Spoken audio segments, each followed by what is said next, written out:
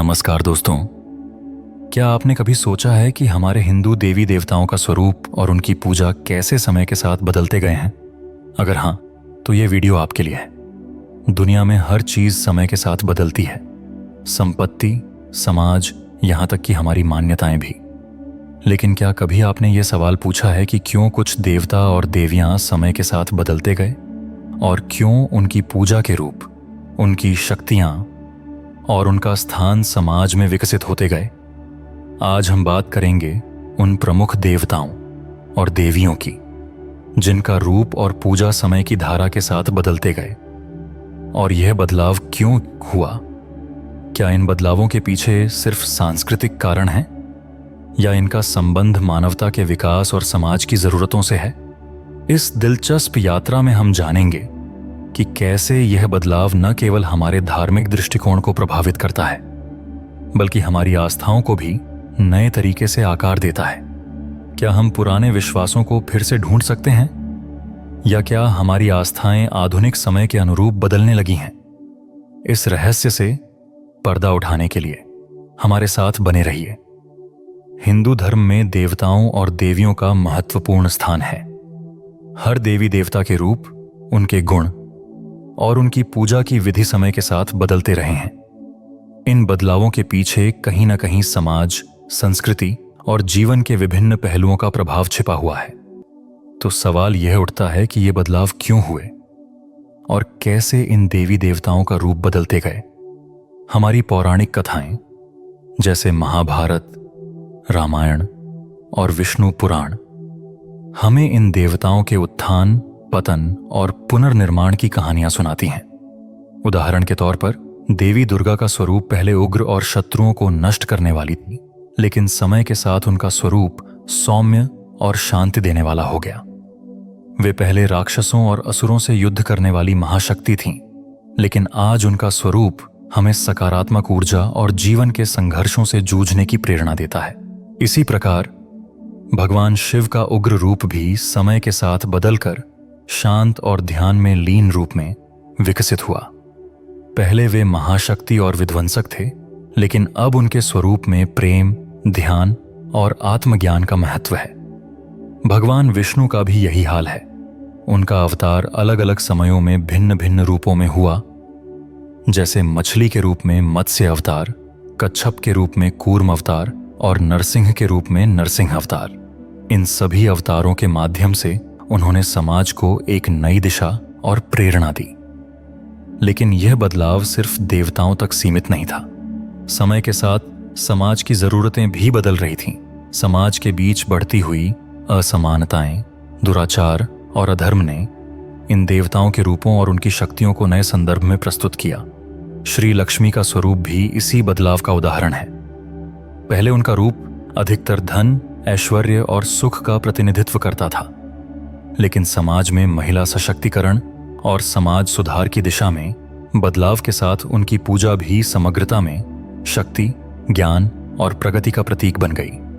अब वे सिर्फ धन की देवी नहीं, बल्कि समृद्धि और जीवन के हर क्षेत्र में संतुलन बनाए रखने की देवी मानी जाती हैं। समय के साथ इन देवताओं और देवियों के अस्तित्व में भी परिवर्तन आया।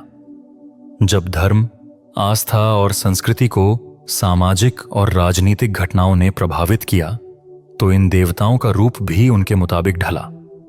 भगवान शिव का आक्रामक रूप कालांतर में शांति और ध्यान के साथ जुड़ा। देवी दुर्गा का रूप युद्ध के देवी से ममता और संरक्षण देने वाली देवी में बदला। आजकल देवी लक्ष्मी को समृद्धि, ज्ञान और जीवन में सामंजस्य का प्रतीक माना जाता है। इतना ही नहीं, एक और दिलचस्प बदलाव आता है जब हम भगवान कृष्ण की बात करते हैं। कृष्ण का रूप समय के साथ हर क्षेत्र में बदलते हुए हमें अलग अलग संदेश देने में सक्षम हुआ है। पहले वे युधिष्ठिर के सारथी थे, फिर उन्होंने गीता में मानवता को कर्मयोग, भक्ति और ज्ञान का मार्ग दिखाया। कृष्ण के रूप में अब न केवल संघर्ष, बल्कि जीवन के हर पहलू के संतुलन का दर्शन मिलता है। यह दिखाता है कि देवताओं का स्वरूप सिर्फ हमारे विश्वासों से ही नहीं, बल्कि हमारी मानसिकता, समाज के मुद्दों और जीवन की जरूरतों से भी प्रेरित होता है। ऐसा क्यों होता है? क्या यह हमारे समाज का बदलता हुआ दृष्टिकोण है जो इन देवताओं के रूपों को बदलता है, या फिर यह हमारे आस्थाओं और विश्वासों का एक गहरा प्रभाव है जो हमारे जीवन में आंतरिक परिवर्तन लाता है? यही सवाल हम आगे देखेंगे।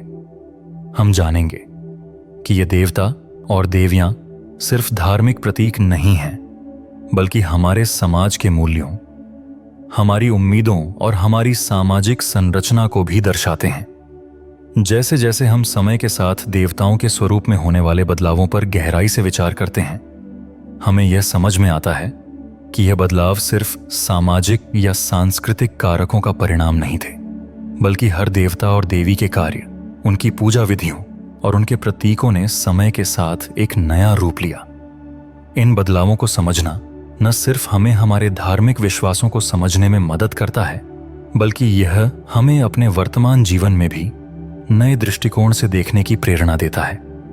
एक दिलचस्प पहलू जो हम अक्सर नहीं देखते वह यह है कि इन देवताओं और देवियों के रूप बदलने के साथ साथ उनकी शक्तियां भी बदल गईं। उदाहरण के तौर पर देवी काली का रूप शुरू में अत्यंत उग्र और विध्वंसक था। वे राक्षसों को नष्ट करने वाली और शक्तिशाली देवी के रूप में जानी जाती थीं। लेकिन समय के साथ देवी काली का स्वरूप अधिक अंतरंग और मानसिक शांति की देवी के रूप में बदल गया। काली अब केवल विध्वंसक नहीं, बल्कि आत्मज्ञान और मोह माया से मुक्त होने की प्रतीक बन गई हैं। यहां एक महत्वपूर्ण सवाल उठता है, क्या देवता और देवी सिर्फ समाज की आवश्यकता के अनुसार बदलते हैं, या क्या उनके रूपों में बदलाव एक गहरी आंतरिक परिवर्तन की ओर इशारा करते हैं? क्या यह बदलाव हमारे अंदर के भय, हमारे संघर्षों और हमारी जीत की कहानी को दर्शाते हैं? अगर हम देवी काली के परिवर्तनशील रूप को देखें तो हम पाते हैं कि उनका आदर्श अब केवल शारीरिक शक्ति पर निर्भर नहीं है, बल्कि मानसिक और आत्मिक बल को भी दर्शाता है। यह दिखाता है कि समय के साथ हमारे विचार, हमारी आस्थाएं और हमारे धर्म के प्रति दृष्टिकोण में कैसे परिवर्तन होता है। इसी तरह देवी दुर्गा का रूप भी बदलते हुए हमें यह दिखाता है कि समय के साथ धर्म, आस्था और शक्ति के क्या मायने होते हैं। पहले दुर्गा को एक राक्षसों से युद्ध करने वाली देवी के रूप में पूजा जाता था। वह एक शक्तिशाली योद्धा थीं, जो बुराई के खिलाफ युद्ध करती थीं। लेकिन आज दुर्गा का रूप शांति, संतुलन और आंतरिक शक्ति का प्रतीक बन चुका है। उनका स्वरूप हमें यह सिखाता है कि जीवन में शक्ति सिर्फ बाहरी संघर्षों में नहीं, बल्कि आंतरिक संघर्षों को जीतने में भी है। देवी दुर्गा अब हमें बताती हैं कि अगर हम अपनी आंतरिक शक्तियों को पहचान लें तो कोई भी बाहरी संघर्ष हमें हरा नहीं सकता। इसके साथ ही श्री लक्ष्मी का स्वरूप भी समय के साथ बदला है। पहले लक्ष्मी को सिर्फ धन, ऐश्वर्य और भौतिक सुख की देवी माना जाता था, लेकिन अब उनके स्वरूप में एक गहरी और व्यापक समझ आई है। लक्ष्मी सिर्फ भौतिक समृद्धि की देवी नहीं है, बल्कि वह शांति, संतुलन और ज्ञान की देवी भी बन गई हैं। जब हम लक्ष्मी की पूजा करते हैं तो हम सिर्फ धन की प्राप्ति के लिए नहीं, बल्कि जीवन में संतुलन और सद्गुणों की प्राप्ति के लिए प्रार्थना करते हैं। यह बदलाव हमें यह समझने में मदद करता है कि सिर्फ भौतिक सुख से ही जीवन का उद्देश्य पूरा नहीं होता, बल्कि मानसिक और आत्मिक समृद्धि भी उतनी ही महत्वपूर्ण है। लेकिन इन बदलावों के बीच एक और महत्वपूर्ण बात उभरती है। देवी देवताओं का यह बदलाव समाज के विकास और बदलाव का प्रतीक क्यों है? क्या यह बदलाव दर्शाता है कि समाज ने अपने मूल्यों और विश्वासों में बदलाव किया है, या फिर यह परिवर्तन देवताओं और देवियों के माध्यम से एक सशक्त संदेश देने की प्रक्रिया है? ध्यान दें कि देवताओं के रूपों का बदलाव एक ऐसी प्रक्रिया है जो उनके अस्तित्व के गहरे अर्थ को उजागर करती है। ये रूप बदलते हैं क्योंकि समाज के भीतर बदलाव आ रहा होता है। जैसे ही समाज में बदलाव आता है, हमें नए रूपों में उन्हीं देवताओं का दर्शन होने लगता है। उदाहरण के तौर पर, जब समाज में महिलाएं अपनी शक्ति और अधिकारों के प्रति जागरूक होती हैं, तब देवी लक्ष्मी और देवी दुर्गा का रूप भी महिलाओं के आत्मसंयम, उनके अधिकारों और उनकी आंतरिक शक्ति को प्रतिबिंबित करता है। इसके अलावा क्या आप कभी इस बात पर विचार करते हैं कि इन बदलावों में कोई छिपा हुआ संदेश हो सकता है? शायद देवता और देवियां अपने समय के अनुरूप अपने रूप बदलकर हमें जीवन के हर पहलू में सही मार्ग दिखाने का प्रयास कर रहे हैं। जब देवता शक्तिशाली रूप में होते हैं तो यह बाहरी संघर्षों का प्रतीक होते हैं, लेकिन जब वे शांत और समर्पित रूप में होते हैं तो ये आंतरिक संघर्ष और आत्मज्ञान की ओर इशारा करते हैं। अब जब हम देवताओं के इस रूपांतरण पर विचार करते हैं तो हमें यह समझ में आता है कि प्रत्येक देवता के बदलाव के पीछे एक गहरी शिक्षा छिपी हुई है। यह हमें हमारे जीवन की कठिनाइयों से उबरने के लिए प्रेरित करता है और हमें यह समझने का अवसर देता है कि जीवन के हर संघर्ष के भीतर एक संदेश छिपा होता है। देवी दुर्गा, देवी काली और देवी लक्ष्मी का रूप हर कालखंड में बदलते हुए हमें अपनी आंतरिक शक्तियों, शांति और संतुलन को पहचानने की प्रेरणा देता है। तो सवाल यह है कि हम इन बदलावों से क्या सीख सकते हैं? क्या हम अपने जीवन में इन बदलावों को स्वीकार कर सकते हैं? और क्या हम अपने जीवन में देवताओं की शक्तियों का सही इस्तेमाल कर सकते हैं ताकि हम अपने जीवन को एक उच्च स्तर पर ले जा सकें? इन सवालों के उत्तर हमें आगे मिलेंगे, लेकिन इन बदलावों के माध्यम से हमें यह सीखने को मिलता है कि जीवन में सबसे बड़ा परिवर्तन खुद को जानने और समझने से आता है। जैसे जैसे हम देवताओं और देवियों के रूप बदलने की गहरी सच्चाई के करीब पहुंचते हैं, एक महत्वपूर्ण प्रश्न हमारे सामने आता है। क्या इन रूपों में बदलाव सिर्फ बाहरी परिवर्तन के कारण होते हैं या इनके पीछे कोई गहरी आत्मिक शिक्षा छिपी हुई है? समय के साथ देवता और देवी हमारे समाज की जरूरतों, उनके मानसिकता और आध्यात्मिक उत्थान के साथ बदलते गए हैं। अब जब हम इन बदलावों के सबसे बड़े पहलुओं पर नजर डालते हैं तो हम पाते हैं कि इन बदलावों के भीतर एक गहरी और महत्वपूर्ण संदेश छिपा हुआ है जो हमें न सिर्फ भौतिक संसार से बल्कि आध्यात्मिक विकास से भी जोड़ता है। शक्ति की देवी दुर्गा, काली और लक्ष्मी के रूपों में जितना परिवर्तन हुआ है उतना ही बदलाव हमारे जीवन की समझ और दृष्टिकोण में हुआ है। एक समय था जब इन देवी देवताओं के रूपों में उग्रता, युद्ध और भौतिक जीत की बात की जाती थी, लेकिन जैसे जैसे समाज में बदलाव आया वैसे वैसे इन देवताओं के रूपों ने भी शांति, आंतरिक बल और आत्मा के परम ज्ञान को समाहित करना शुरू किया। यह बदलाव न सिर्फ हमारे मानसिक दृष्टिकोण का बल्कि हमारे जीवन की पूरी दिशा का प्रतीक है। अब हम देवी दुर्गा की शक्ति को देखते हैं। पहले वह केवल राक्षसों का वध करने वाली, युद्ध में जीत हासिल करने वाली देवी थीं। उनके रूप में सिर्फ बाहरी शक्ति थी जो बुराई से लड़ने के लिए थी, लेकिन समय के साथ उनका रूप बदलता गया।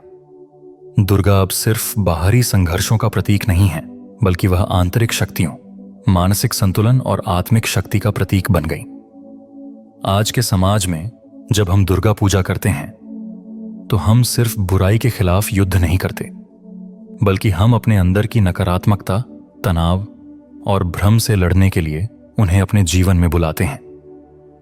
यह रूपांतरण हमें यह सिखाता है कि वास्तविक शक्ति बाहरी दुनिया में नहीं बल्कि हमारे भीतर है। अब बात करें देवी काली। एक समय था जब काली का रूप सिर्फ उग्र और विध्वंसक था। वह राक्षसों को मारने वाली, मृत्यु की देवी के रूप में जानी जाती थी। लेकिन जैसे जैसे समय बदला, काली का रूप भी बदलता गया। आज वह केवल मृत्यु और विध्वंस की देवी नहीं है, बल्कि वह आत्मज्ञान, शांति और मोह माया से मुक्त होने का प्रतीक बन चुकी हैं। यह परिवर्तन दर्शाता है कि समय के साथ हमारे विचार भी परिष्कृत होते जाते हैं। काली अब हमें यह सिखाती हैं कि केवल बाहरी शक्ति नहीं बल्कि आंतरिक शांति और आत्मज्ञान भी आवश्यक है। उनकी पूजा का मतलब अब केवल भय नहीं बल्कि आत्मज्ञान और आत्मविकास है। और फिर देवी लक्ष्मी का रूप।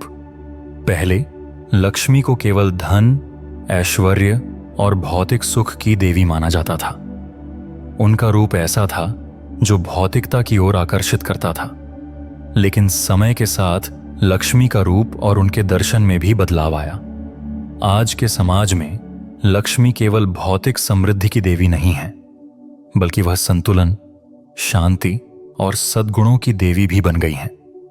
उनका रूप अब यह दर्शाता है कि सिर्फ भौतिक सुख नहीं, बल्कि मानसिक और आत्मिक संतुलन भी आवश्यक है। उनके दर्शन से यह शिक्षा मिलती है कि धन के साथ साथ आंतरिक शांति और संतुलन भी जीवन की सबसे बड़ी आवश्यकताएं जमा हैं। यह बदलाव हमें यह सिखाता है कि देवता और देवी हमारे जीवन के हर पहलू का प्रतिनिधित्व करते हैं। उनका रूप, उनका कार्य और उनकी शक्तियां हमेशा हमारे जीवन के आवश्यक तत्वों का प्रतीक हैं। जैसे ही समाज में बदलाव आता है, वैसे वैसे हम इन देवी देवताओं के रूपों में नए दृष्टिकोण और नई समझ पाते हैं।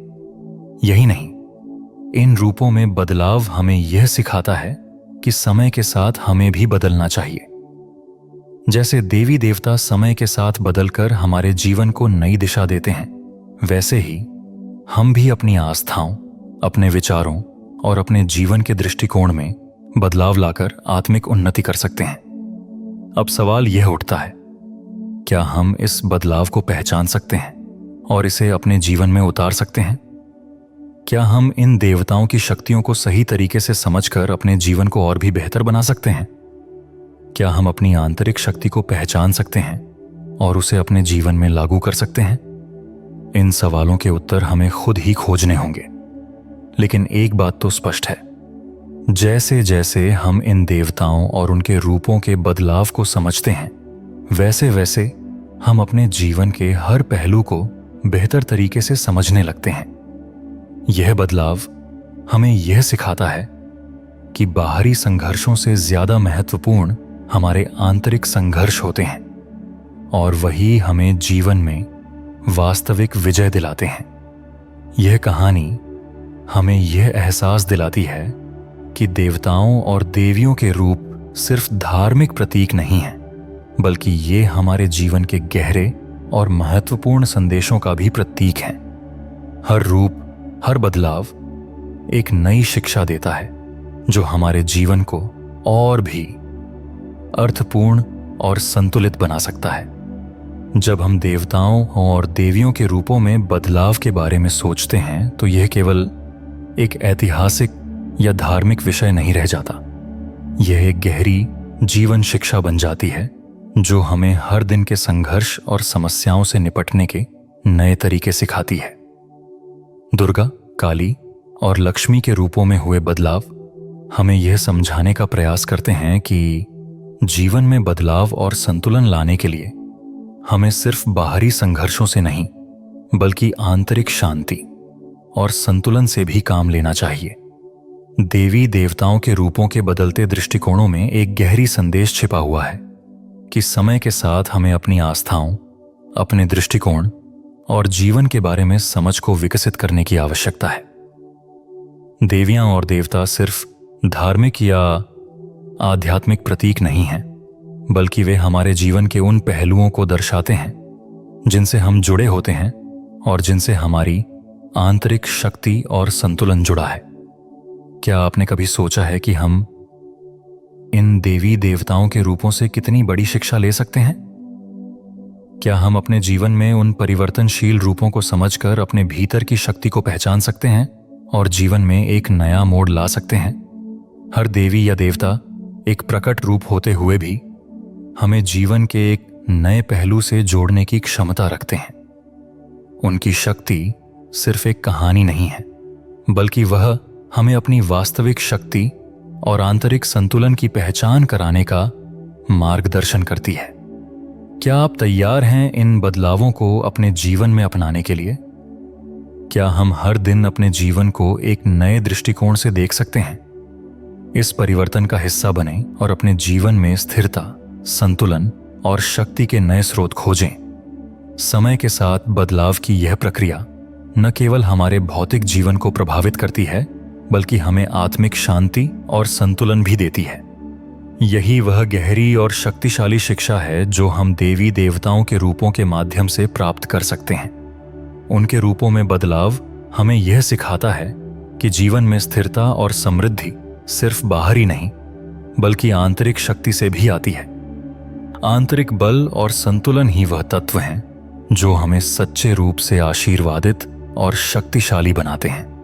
अब जब आप इन बदलावों को समझेंगे तो शायद यह सोचने का समय होगा कि क्या आप भी अपनी आंतरिक शक्ति का सही उपयोग कर रहे हैं? क्या आप जीवन के हर पहलू में संतुलन और शांति ला पाए हैं? इन सवालों के उत्तर में ही छिपी है हमारी असली शक्ति, और यह सवाल हमें जीवन की नई दिशा और संतुलन की ओर ले जा सकते हैं। हमेशा याद रखें, जीवन में सच्ची शक्ति और संतुलन बाहरी युद्ध से नहीं बल्कि आंतरिक संघर्षों से मिलती है। देवी देवताओं के रूपों का परिवर्तन हमें यही सिखाता है कि समय के साथ हमें खुद को पहचानने और बदलने की आवश्यकता है ताकि हम एक सामंजस्यपूर्ण और संतुलित जीवन जी सकें। हमारी इस वीडियो का सफर यहीं खत्म होता है, लेकिन जाने से पहले हमारा आपसे एक सवाल है। इस वीडियो में किस चीज ने आपको सबसे अधिक प्रभावित किया है? कमेंट में लिखकर अवश्य बताएं ताकि हम सब एक दूसरे के विचारों को जान सकें। और हमारे YouTube चैनल पौराणिक गुरु को लाइक और सब्सक्राइब करें, और साथ ही Facebook पर फॉलो जरूर करें, क्योंकि हम इसी तरह की रोचक कथाएं आपके लिए रेगुलर लाते रहेंगे। अगली वीडियो में फिर मिलेंगे, तब तक के लिए यूं ही खुश और मुस्कुराते रहिए।